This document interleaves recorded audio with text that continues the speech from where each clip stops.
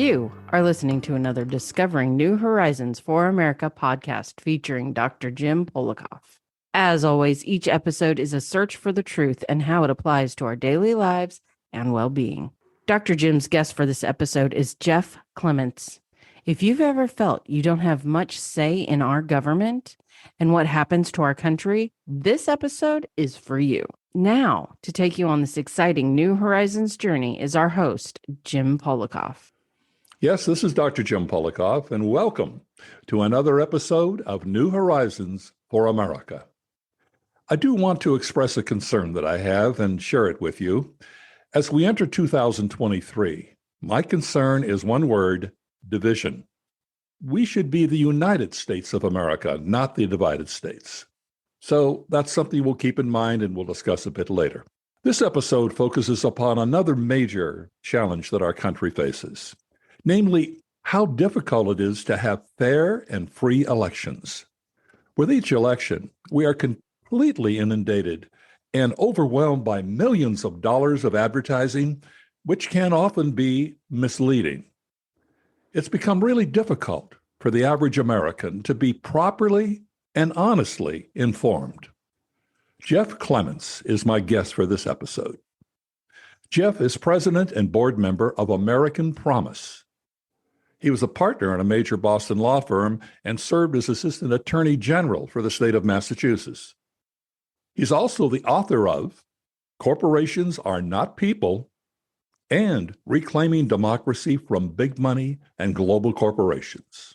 Now, here is why this man could make a difference in your life and mine. Jeff and his organization, American Promise, are on a non-partisan mission to pass a constitutional amendment which will protect our elections from foreign money, welcome donors who have deep pockets, and special interest groups who are often at odds with what's really best for America. Welcome, Jeff Clements.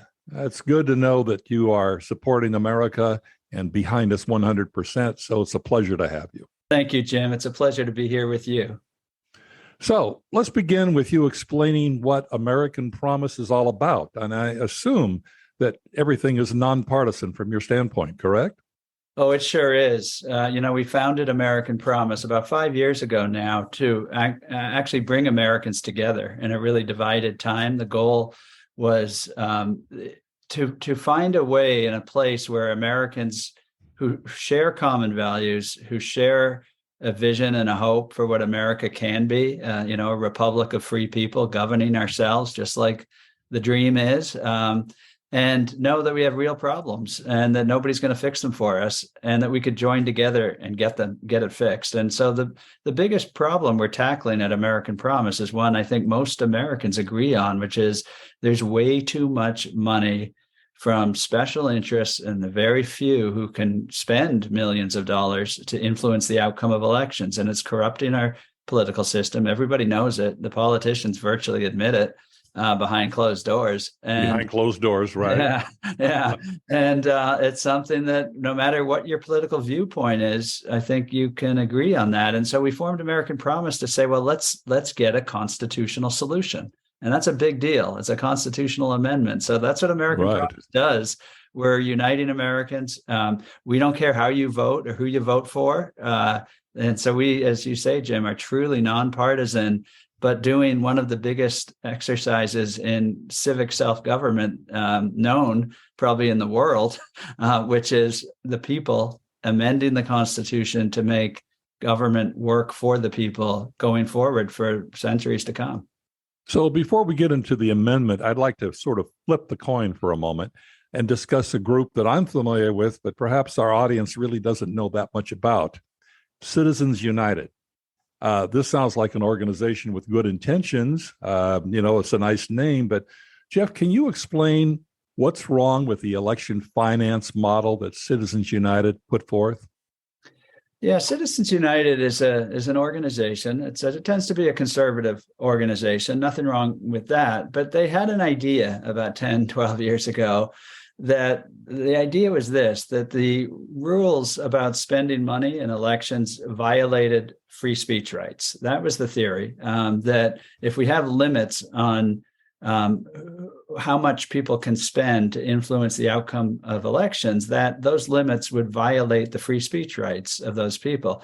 And, it's a respectable position under the First Amendment. There's always a risk when government, puts limits on spending to amplify speech, that it could actually limit speech. And I think historically, the balance has been struck pretty well by the American people about, allowing spending because you need that for campaigns, but not allowing, foreign governments or big global corporations or billionaires to willy-nilly come in and rewrite the laws of a community because they can.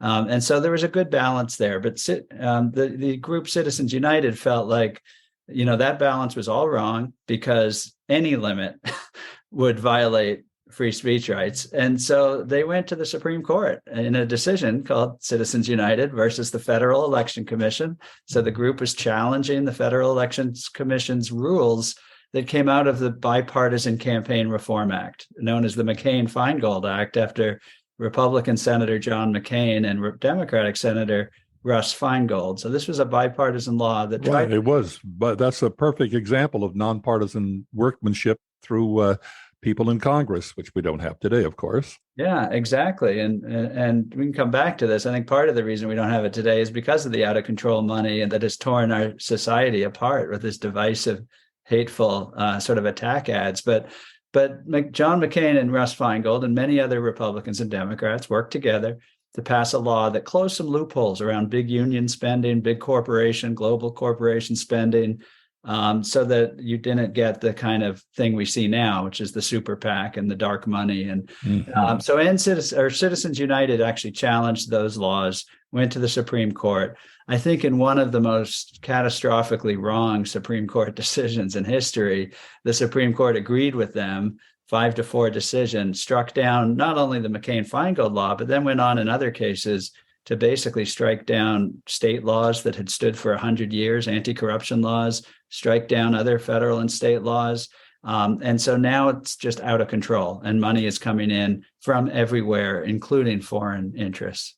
Right. Well, actually, on your website, AmericanPromise.net, and I think we need to get into exactly what the Constitution Amendment is all about, because obviously with the Supreme Court decision, the only way to get around this now are the people speaking out and saying, we're not going to have this. We want it back to the way it is in a nonpartisan way. So talk a little bit more about the corruption and the foreign monies that are coming in. Can you give us a little bit more insight about that? Yeah, there's many ways to look at the corruption problem, Jim, and it is everywhere. So it's a systemic problem. It's not the old problem of, a bag of cash to a politician in a dark alley to get the law changed. It is the entire system based on massive bags of cash being spent to change the law by determining who actually gets to run and who serves in office and what they better do or not do if they want the cash to continue to those campaigns. And you no longer have to be in that dark alley. It's right out in the open today. It's right out in the open. And, they know people don't like it. So sometimes it's out in the open with fancy names, but nobody really knows what's behind it. Groups like, Americans for Apple Pie that are going to spend $100 million to influence the elections. And people say, well, who's that? And you can't tell who that is. And that's the corruption danger, is that both the amount of the money corrupts in this way. Those spending the money obviously have massive influence. And if you ask most Americans, I think most people don't feel like we have too much influence right now. It doesn't really matter what we think. It's not getting reflected in what the government is doing very often. If you have $100 million to spend, and I'm not exaggerating, George Soros, for example, spent $125 million in the 2022 midterm elections, $125 million. Who has the money to do that? You think he gets his phone calls returned? I guarantee it. And I'm not going to pick on just, he's a liberal donor and there's conservative donors like the Kochs and others. So it's both sides, but they're spending at such an extraordinary amount. It's not $1,000. It's not $10,000. It's tens of millions of dollars, hundreds of millions of dollars. And so that completely corrupts not just like one or two politicians, it corrupts the entire system because the parties dance to their tune and the parties actually respond. So now each party has massive super PACs filled by millionaires and billionaires and big corporations. And so there's this sort of shadow government of a donor class and the politicians who desperately need them and have to spend way too much time talking to those folks instead of their constituents. Right. And the public never actually sees who these people are. Now, what about foreign monies coming in? How does that work? I mean, I know there's foreign interference perhaps in our elections itself through social media and that kind of thing, but what about foreign monies itself? How does that happen? Well, it happens in a lot of different ways. And it's another aspect of one thing the founders of the Republic feared most in a lot of ways was foreign interference in the American self-government experiment. And they worried about France and they worried about Britain and they worried about Spain. And because there was foreign interference and there always will be. And frankly, probably we do it a bit in countries that we want. We definitely do. We want to influence. So it's part of the global game, just like, unfortunately, at times war and other actions that governments take to protect their interests. And that's the way it's going to be. But if, most of the time in American history, like any smart country, you're going to try to have defenses against that. You're not going to get, self-dramatizing about it. You're just going to solve the problem, which is prohibit foreign governments from spending money in elections, close the doors when you find them trying to do it, take action. Well, the problem with the Supreme Court's decision is that we can't. So if you think of, a billionaire anywhere in the world can run money through a Delaware subsidiary and through a couple of other nonprofits, why can't the Chinese government? Why can't the Russian government? Why can't the Saudi government? Well, it turns out not only why can't, but they're doing it, correct? That's exactly. I was going to say, it turns out they can. And it turns out they can, and they are. They are doing that. So, anyone can spend money in a super PAC. And if you can't trace it, if it goes back through several layers, that means anyone, anywhere in the world, including intel ops of other governments, are spending money and can. And some of that's been documented. It's been discovered. Others has not. Here's the other way, Jim, it happens. We think of big corporations as they can be a good thing. They provide a lot of services. They provide a lot of jobs. Nothing wrong with, business. We have tons of business people who are part of American Promise. But there has always been a danger of global foreign governments and foreign corporations. The economy is global. Some of the biggest, corporations in the world are based all over the world in many different countries. They're not really part of any country, but a lot of them are actually owned by sovereign funds. The biggest investor in Uber, for example, is the Saudi government sovereign fund. And people don't know this. And people don't know it. The Saudis have board seats on Uber. Uber spent $200 million in a California ballot initiative to rewrite California law. So their stock price went up billions the next day, by the way.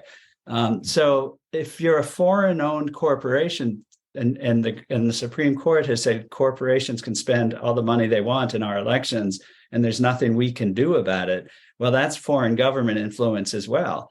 When foreign governments own or control those corporations, so that's been happening all over the country. In Maine, 100% owned foreign government from Canada that wanted to influence energy policy in the U.S. spent $24 million to do that in a Maine election. The CEO came to testify. That the Maine legislature sort of summoned that CEO of that company, said, "Why are you doing this? Would you?" And one of them, Senator Rick Bennett, a Republican from Maine, he's a supporter of American Promise. He asked this Canadian CEO, "Could you do that? Could you do what you're doing here in Canada?" And she said, "Oh no, our elections are serious affairs." as if like American elections are a joke. I mean, it's just outrageous, Jim.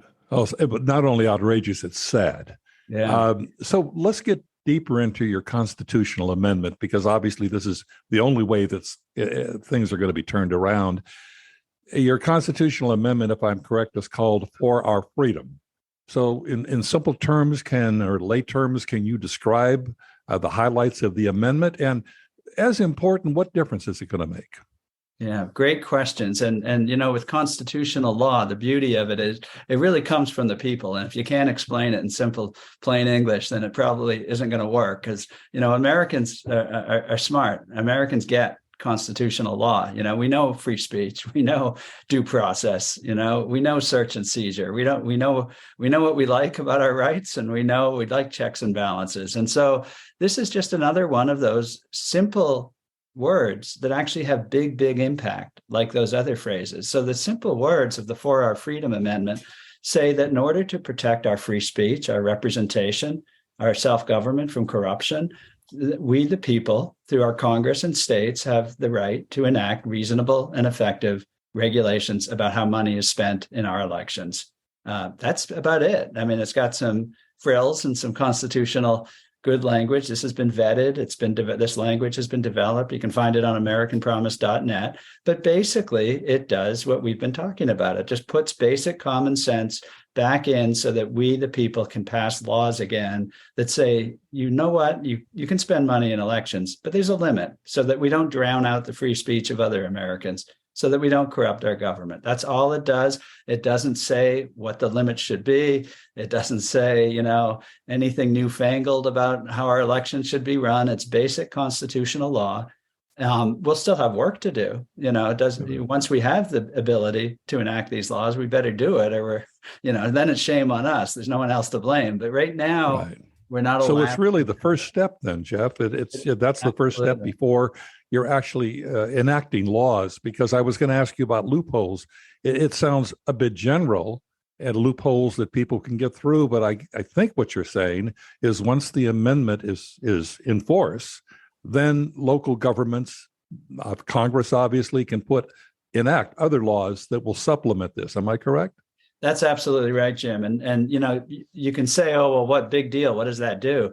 But that's exactly what constitutional law does. That's the way it should be, because we're trying to preserve and defend a form of government for centuries to come. It's not just what our problems today. We're trying to get the Constitution right, so our children and grandchildren can solve problems that are going to make our problems seem quaint. Money is now going digital.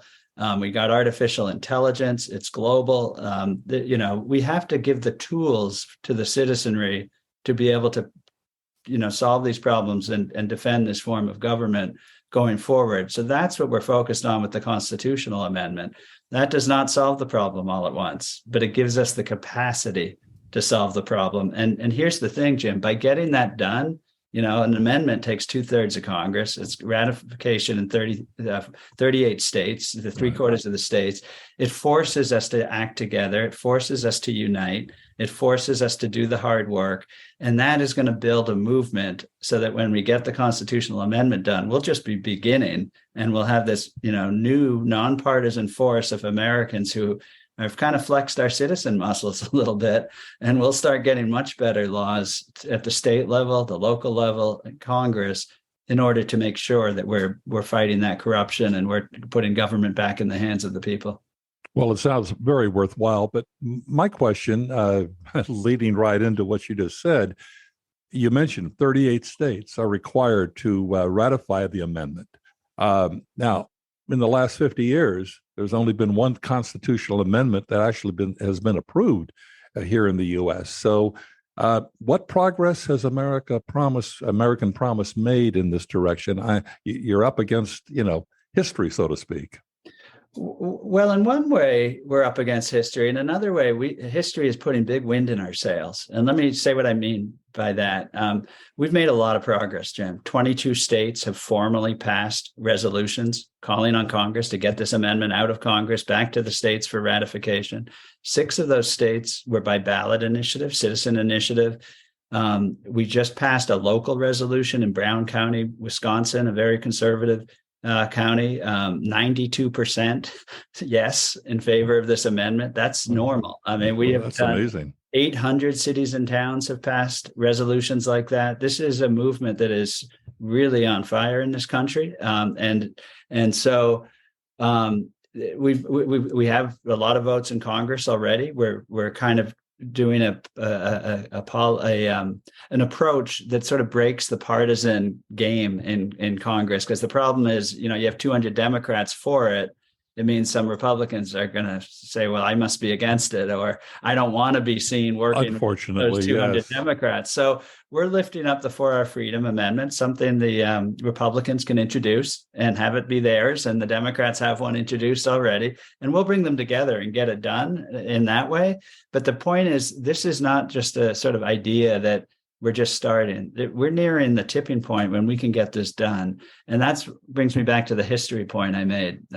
It's been 50 years, but you know how many years it was between the 12 amendments that we did up to 1804 after the Revolution? We did 12 amendments, including the Bill of Rights. It was then 60 years.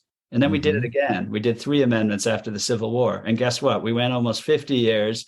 And between 1913 and 1920, we did 4 amendments in 7 years. And then guess what? We went another, 40, 50 years. Between 1961 and 1971, we ratified 4 constitutional amendments again. And now look, here we are again, 50 years later. It's as if, and I think this is true, that we get through periods where America kind of works and stabilizes, and then it has some constitutional repair and innovation that's needed because things just aren't working anymore, or there's like the old ideas that were constitutional just don't work, like women don't vote, or slavery is okay, or 18, 19, 20-year-olds can be drafted and sent to foreign wars without having a right to vote. These old ideas start to get challenged. Well, we now have an old idea that unlimited money is okay because it's free speech, that nobody believes anymore.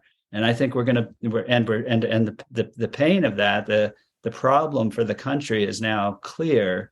And I think we're in another one of those eras of history where we're going to see not just this amendment, but I suspect we may see a term limits amendment. We may see a fiscal responsibility amendment. We're in an era when Americans want to talk about constitutional change and innovation to really get our country ready for the next century again. So I am happy to take the odds of history that are the hand we've been dealt, because I think we're actually in a time when amendments are possible. And I will be the first to say, if we're not in one of those times, it's going to be very hard to get constitutional amendments done, because Americans don't do it every day.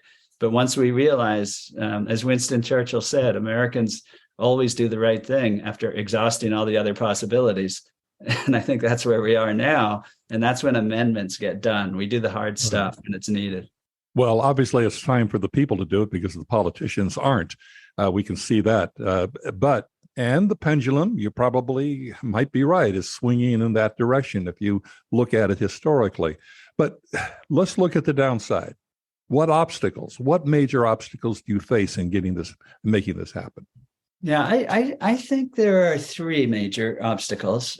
We have answers to all of them, and nothing is going to be easy. Nothing is, and you don't ignore the obstacles, or you don't succeed. You got to think about them and overcome them. And so, I'll put them this way: the first obstacle, Jim, I think is ourselves. Like, do we actually believe we can do it? Because if we think amendments to the Constitution are sort of pie in the sky, never going to happen, that kind of gives us an excuse to not try, right? So we have people, volunteers at American Promise are just incredible. There's thousands and thousands of volunteers who gathered signatures at farmers markets and out in the rain and the cold, and to get ballot initiatives going, to take the debate to letters to the editor, or town halls, or Rotary clubs, or local chambers. So, but we need a lot more of it. And people aren't going to do that if they think, oh, this is impossible, right? We're not going to waste our time. And so you have to give them optimism. So number one is the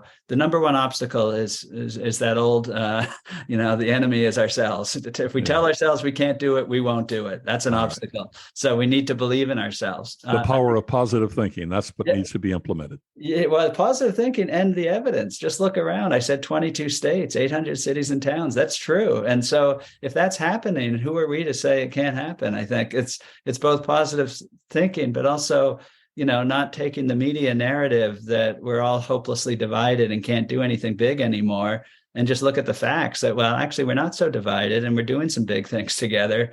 Let's get on with it. And so that's how I look at it. And I think the number two obstacle, Jim, is the partisan division. All those billions of dollars being spent are not just being spent promoting candidates. Most of the money is actually spent attacking and tearing down and trying to scare us about the other side. The negative advertising that goes on with every election, it's even getting worse and worse. Absolutely. And what that does is, for many people, it makes you lose faith in your fellow Americans. And we can't get this done if we think our fellow Americans are the enemy. If we think that they are trying to destroy the country, that they're evil, we won't be able to work together to get things done. In fact, our foreign adversaries would love us to be divided. And I think a lot of these billionaires... And they spend money dividing us, actually. Exactly. And I think these billionaires are complicit, and the politicians are complicit in something that's very dangerous. If you want to tear a society down, you'd spend billions of dollars making people hate each other. And that's what we're doing. So that's a big obstacle. And so the division. And so the way we respond to that is, let's remember who we are. Let's remember the values we share. Let's remember the future we share. And remember the political disagreements are relatively small compared to what's at stake for all of us. So that's number two. Number three, I think, is, there's been a multi-billion-dollar political operative class that has emerged. People don't get rich and tied to a multi-billion-dollar industry and give it all away without resistance. So we're gonna run into some resistance of people who don't want to change this system. It's working very well for them. People spending money to resist what you're trying to do, and exactly. they have the war chest to do that, don't they? They do, and they will always have more than we do. We, the people, and American Promise. We disclose all our donors. We're a grassroots group. We're not going to have billions of dollars to spend against them.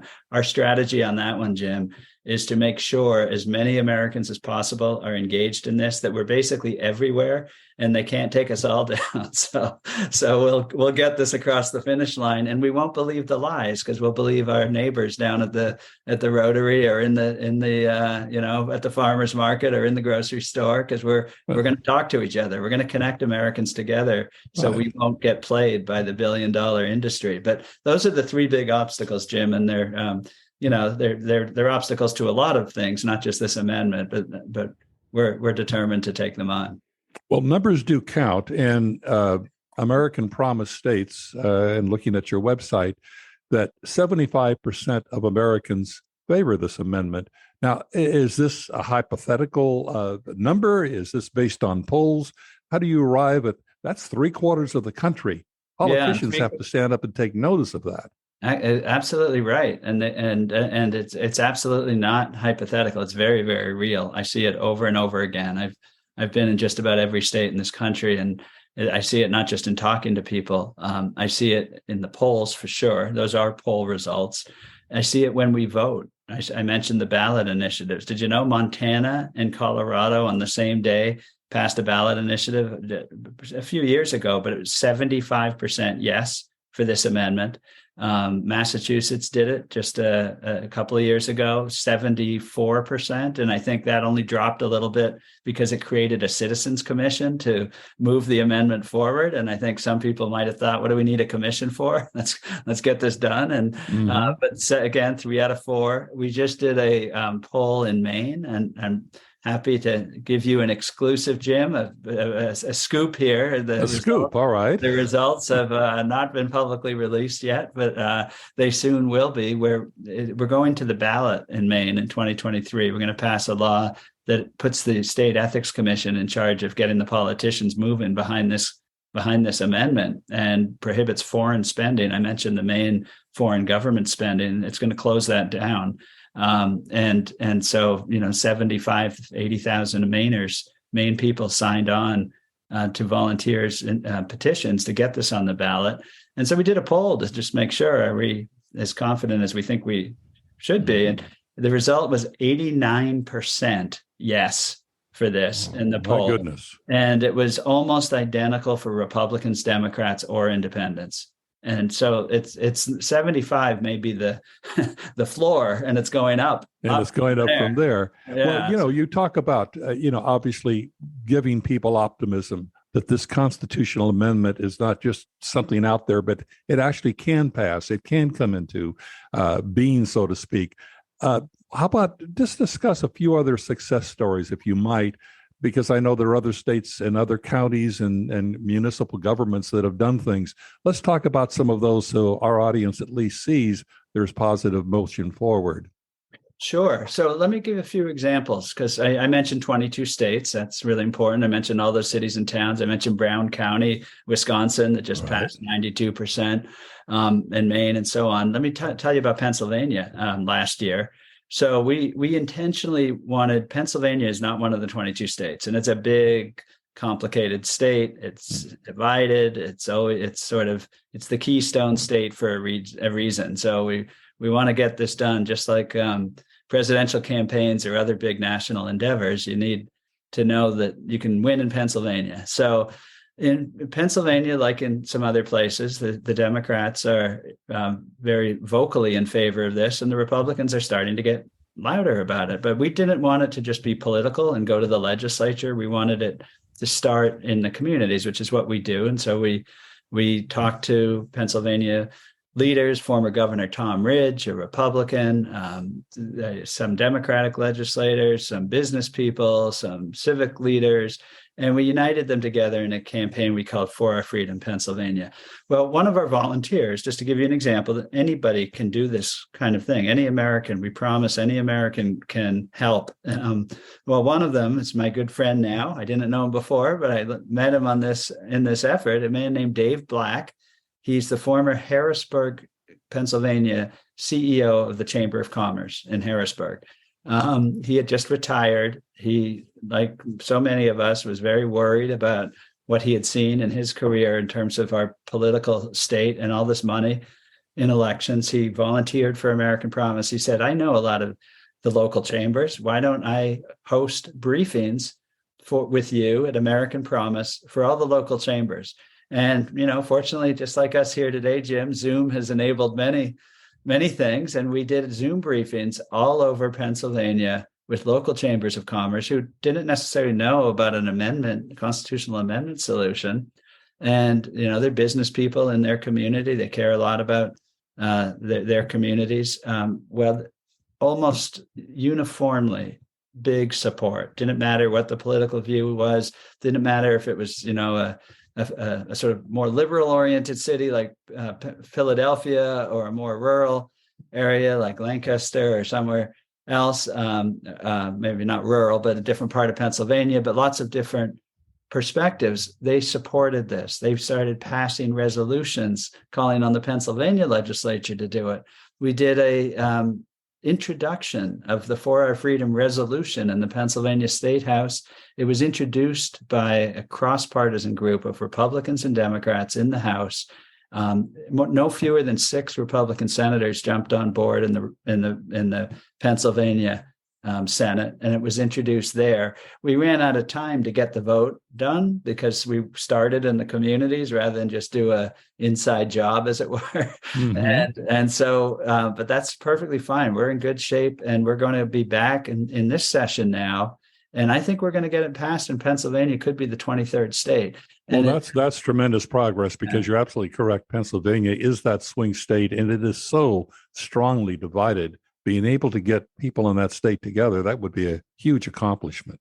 Yeah, and it's almost, I think, up to us, because it's hard for politicians in the system, even if they want to get it more united and get things done, to do it. We're witnessing that in Washington, that's for sure. But it's starting to get to our state capitals too. But you get an amazing, just like lots of American citizens, someone like Dave Black, who says, well, I think I can help. I know a lot of people, and just start doing it and talking to each other. Because I think at the local level, there's a lot more trust. People don't care about the politics as much. They care about, who's a responsible citizen in their community, and those kind of conversations actually do turn things around when we go to the legislature, as it did in Pennsylvania. And I think I could cite many other examples, from Alaska to Wisconsin to Arizona, you name it. So that's there's a lot of evidence that we lean into this and try to get it done. We might surprise ourselves and actually get it done. So that brings me to my next question, perhaps one of the most important questions, and that is, obviously, you have volunteers, but you certainly need more volunteers. So the question is, my audience, for example, how can they get involved? What can they do to help specifically? Because someone might say, well, I don't know what I can do. I'm just an average person. I don't necessarily know a lot of people. They're not necessarily going to listen to me, government, local government, et cetera. What can individuals do to help you? Yeah, the very first thing anyone can do is simply sign up at AmericanPromise.net. AmericanPromise.net. Sign up, because in numbers, we are stronger. So we're not going to inundate you with email, I promise. We're not going to inundate you with fundraising requests. You'll simply be joining this movement at AmericanPromise.net. That's an easy first step. And that's kind of I do a charity bike ride, Jim, of 200 miles in the summer with a lot of other people and raise money for cancer research. There's a slogan: commit, you'll figure it out. And so I think that works for us too. Commit and you'll figure out how you can help, but we will help you figure it out. So start with the commitment.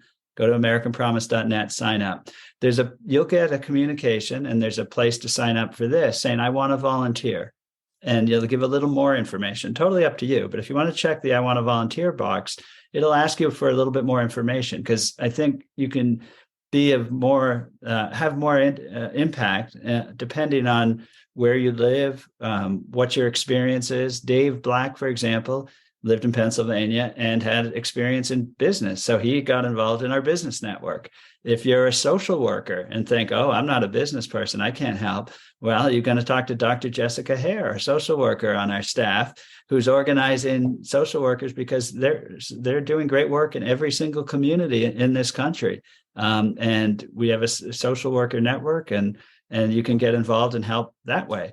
So whether you're a member of a Lions Club, whether you're a golfer, a tennis player, there are people you can talk to in your own sphere. And that's going to be important, because once you say, I want to be part of this, then you may find others who are close to you. It's just a matter of numbers joining you. But I do have an important question. I think it's important. 38 states are going to be required to ratify this amendment. You are in pretty good shape with 22 of them. Are there some states where volunteers are needed more than in others? Well, I think volunteers are needed in every state. There's different campaigns that go on in any state in any one time. As I said, there's a ballot initiative going in Maine. There's a big legislative push in Pennsylvania and Wisconsin. And we care a lot about what we can do in states that aren't on the board yet, like North Carolina, where you are, Jim, and other states. But it's really up to the people who live there to get that work done. And it's really important that Americans, wherever we live, step in and take some action, because part of this is a little bit like, getting all the frogs in the barrel at the same time. And, you get some in and others jump out. So we have 22 states in, but, some of these were several years ago. And is that going to do we know they're going to ratify this amendment when it's time? And we're going to have 38 frogs in that barrel, or have some jumped out along the way? So it's really important. Voters change, people move, politicians come and go. Right. So instead of being a frog, you need to become a prince. And you become a prince by joining the organization, regardless of what state you happen to be in. One of the things that impressed me about American Promise is your amendment pledge. You ask candidates who are running for office to sign a pledge. Can you describe that pledge and what progress you've made? Because it's amazing to me that politicians are actually signing these pledges. Yeah, well, it's a great thing, actually. Our candidate pledge basically asks any candidate for any office, Jim. We don't care if you're running for president or school committee. You can take a stand on an issue that Americans want you to take a stand on, and that's taking on the money and corruption of the system by supporting the For Our Freedom Amendment. So all we ask is, when elected, will you support the constitutional amendment? And you could say, well, I'm running for local city council. Why do I have to get involved in that? And well, the answer is, we want local city councils to pass resolutions supporting this amendment. We want support. So any candidate for any office, the voters deserve to know where they stand on this. And so our candidate pledge, and any voter can ask any candidate, that's how we get hundreds of candidates signed on, including presidential candidates. They simply ask, and politicians, even if they don't like it, they don't want to be publicly in favor of big money corruption and against what 75-80% of their voters want. So if we ask, we often get the yes as the answer, and it's one of the many grassroots things people can do. Just go to the candidate pledge page on our website, and if you are talking to a candidate, or they knock on your door, and if they don't knock on your door, ask go them find if they them. made the pledges, correct? Have you taken the American Promise Pledge? And you can send them that link, and if you don't hear from them, follow up. Now, American Promise is a huge organization. It takes funds. We've talked about monies coming in. It takes funds to keep things going. Where do your funds come from to keep operations going? Yeah, as I said, we disclose all our donors. We're happy to talk about where our funds. We're not as huge as we want to be, so we're looking for more support. So don't think we're fully funded or as big as we need to be to get this done. We are in growth mode, and one thing people can do is support American Promise with contributions. Could it be as little as $10, $20, $100? Absolutely. Every little bit helps, correct? Absolutely. Those small dollar donors are our lifeblood, and the super PACs aren't going to be supporting us, so or the billionaires. That's very true. Yeah, so we are citizen funded. We have contributions from individuals, and many, many, many wonderful individuals. We also have contributions from some foundations for our educational and civic programs, so that helps too. And it's it's one of the like many nonprofits, it's one of the things we have to do is prove our investment worthiness, and that is true for the $10 donor, the $1,000 donor, and we treat everybody the same with that respect that we are in this together, and there's many different ways to help, and you can do it with a contribution, you can do it by volunteering, you can do it by signing up, and we are grateful and respect however people want to support, and that's what we're going to do. And we want to expand. We know we need to get bigger. This is a big job. But we're very excited about the growth we've had in our first 5 years and the ability to reach and serve. We think of it as service. So many Americans who otherwise don't have hope of how do we ever fix this thing? How do we turn this around? So that's so in conclusion, and again, it's going to be, your information is going to be on our website, but we do want our listeners, our viewers, to be able to go to AmericanPromise.net, because there you're going to find, we've kind of scratched the surface, but there's so much more in-depth information, what you can do, how you can become involved, even if you're not one prone to be active. There are so many different things. Come to the website, AmericanPromise.net. And again, that information, and many of our listeners and viewers come to our website regularly, so you're going to find it there, or go directly to AmericanPromise.net, correct? That's right, Jim.